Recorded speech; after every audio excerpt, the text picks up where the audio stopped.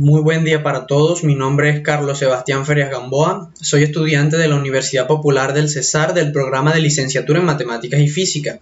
El día de hoy vengo a hablarles del proyecto titulado Construcción de un espectrofotómetro óptico para demostraciones de espectroscopía óptica. Este proyecto es realizado por mi persona y mis compañeros Amelis Bustamante Anaya y Efraín Herrera Pretel, teniendo como director al doctor Rubén Fonseca Rodríguez y como codirectora a la doctora Oriana Ávila Salas, todos pertenecientes al semillero de óptica y fotónica, el cual está inscrito en el grupo de investigación de espectroscopía y láser GEL de la ciudad de Valledupar, Cesar. Esta presentación la estaremos desarrollando de la siguiente manera. Para empezar, estaremos hablando de la introducción y la motivación que nos llevó a realizar este trabajo, los objetivos que nos propusimos para la realización del mismo, los referentes teóricos que pudimos encontrar, luego la metodología de trabajo, los resultados parciales y por último las referencias bibliográficas en las cuales nos estamos basando para la realización del mismo. Para empezar, me gustaría hacerles la siguiente pregunta. ¿Qué haríamos si quisiéramos saber de qué está hecho el Sol? Bueno, una persona podría proponernos que deberíamos acercarnos al Sol y extraer una muestra de él para luego analizarla y determinar exactamente cuáles son sus componentes. Sin embargo, es una acción poco realista, ya que al acercarnos al Sol, la inmensa radiación que éste emite nos lo impediría obtener una muestra de él. Sin embargo, otra opción que podemos tomar es utilizar o aprovechar algo que nos llega hasta nuestro planeta, los cuales son los rayos del Sol. Esto podríamos hacerlo mediante un fenómeno físico llamado dispersión de la luz. Lo podríamos hacer de la siguiente manera. Podríamos aislar un haz de luz solar y descomponerlo en sus diferentes longitudes de onda, lo cual es algo que podemos hacer mediante un prisma óptico o mediante una red de difracción. Luego de esto solo tendríamos que usar un detector para saber exactamente cuáles son los componentes o las longitudes de onda que componen este espectro solar. Entonces, cuando ya tengamos el espectro solar, es simplemente compararlo con unos espectros de emisión de diferentes elementos químicos que podemos encontrar en nuestro planeta y así podremos saber exactamente cuál es el componente o cuáles son los componentes de los cuales está hecho el Sol.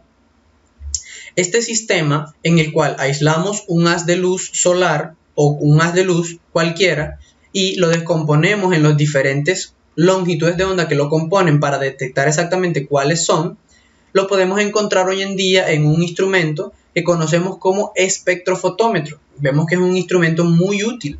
Sin embargo, para entidades educativas como la nuestra, encontramos un inconveniente para obtenerlo, que es su elevado costo en respecto a las longitudes de onda en las cuales logra detectar. Por ejemplo, uno de los que pudimos encontrar fue el espectrofotómetro UV visible de modelo 4255, el cual fue un instrumento que pudimos encontrar en Europa. Uno de los detalles que pudimos observar dentro de las características que tenía era que tiene un rango de trabajo muy amplio, que va desde los 190 a los 1100 nanómetros. Sin embargo, el principal inconveniente que pudimos encontrar fue su elevado costo. Tiene un costo superior a 25 millones de pesos. Otro ejemplo que pudimos encontrar fue el espectrofotómetro de rango visible VR 2000, el cual reduce un poco el rango de trabajo, ya que según las especificaciones solo va desde los 325 hasta los 1000 nanómetros. Gracias a esto pues se logra reducir un poco el costo, ya que presenta un costo de más de 8 millones de pesos. Entonces, sin embargo, vemos que el principal inconveniente es su bajo rango de longitudes de onda. Uno de los más llamativos que pudimos encontrar fue el espectrofotómetro de rango visible modelo VE 5000V, el cual lo pudimos encontrar en México, que está mucho más cerca y nos reduciría un poco costos de envío y costos de impuestos aduaneros. Sin embargo, también tiene un bajo rango de longitudes de onda para las cuales puede utilizar, que va desde los 325 hasta los 1000 nanómetros nada más, y tiene un costo de poco más de 4 millones de pesos. Entonces, basados en este contexto, basados en esto que pudimos encontrar, decidimos proponernos como objetivos de trabajo diseñar y construir un espectrofotómetro de bajo costo y como objetivos específicos utilizar el espectrofotómetro para medir las propiedades de la luz para aplicaciones en espectroscopía y caracterizar la radiación ultravioleta generada por lámparas comerciales respecto a su tiempo de uso.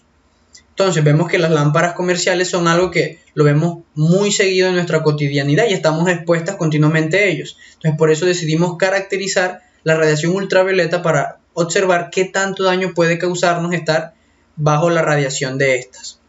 Entonces, para la realización de este trabajo hemos encontrado algunos referentes teóricos, los cuales son los siguientes. Pudimos encontrar que uno de los primeros físicos en observar este fenómeno fue el señor Sir Isaac Newton, quien en 1665 y 1666 hizo pasar un haz de luz solar por un prisma óptico y logró descomponerlo en las diferentes longitudes de onda que lo componen.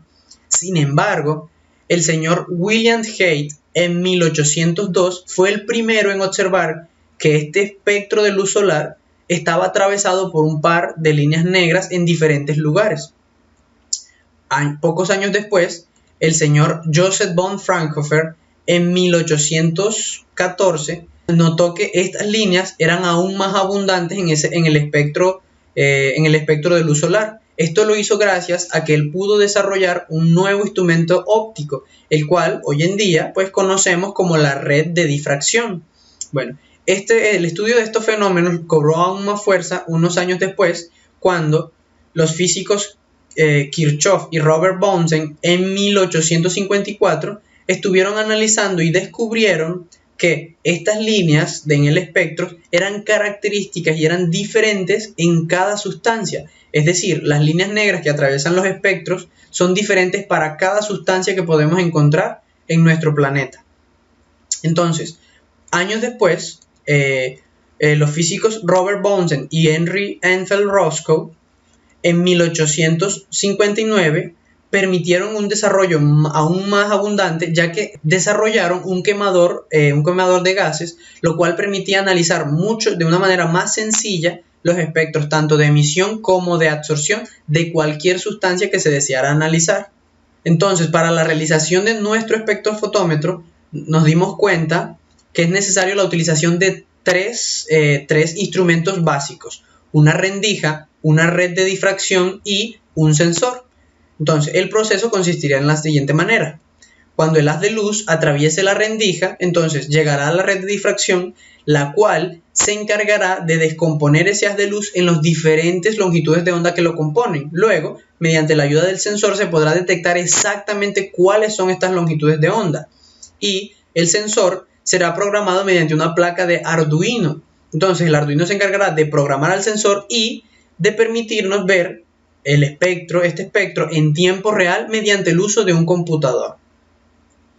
Entonces, hasta el momento, los resultados que hemos podido obtener es, como lo pudieron ver, el diseño de nuestro espectrofotómetro, y adicionalmente a este entonces tenemos la comunicación entre el sensor y el Arduino, es decir, ya pudimos desarrollar la programación de los mismos, y la comunicación entre Arduino y Excel, lo cual será lo que nos permitirá ver los espectros que se deseen analizar en tiempo real.